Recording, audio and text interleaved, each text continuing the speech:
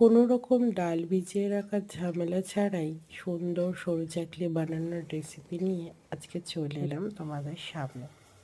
সকাল থেকেই নানান ব্যস্ততাতে কেটেছে, ভুলেই গিয়েছিলাম পিঠে পুলির উৎসব আছে, তো বাড়িতে কি একটুও কিছু হবে না। কিন্তু ডাল চাল কোনোটাই আগে থেকে ভেজানো ছিল না।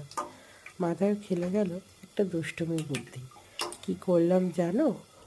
ডাল আর গোবিন্দভোগ চাল, ডাল মানে বিউলির ডাল নিয়েছি, দুটোকে একদম ভালো করে মিক্সার গ্রাইন্ডারে দিয়ে একদম পাউডার বানিয়ে নিলাম।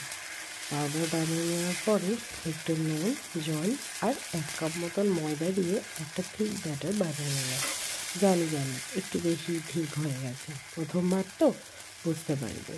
তো যাই হোক, কিন্তু এই যে ব্যাটারটা অল্প একটু তেল ব্রাশ করে মাঝের মধ্যে দিয়ে আর একটু চাপা দিয়ে রাখলাম।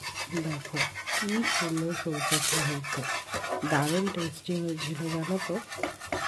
তোমরাও যদি এরকম কোনো দিন ব্যস্ততার মধ্যে পড়ে থাকো, অবশ্যই কিন্তু ট্রাই করতে পারো। খেতেও দুর্দান্ত হয়েছিল। অল্প একটু গুড় আর একটু আলুর তরকারি, দুটো দিয়েই আমাদের রাতের বেলা খাবারটা হয়ে গেল। কেমন লাগলো অবশ্যই জানিও। পছন্দ হলে একটা লাইক শেয়ার অবশ্যই করে দিও।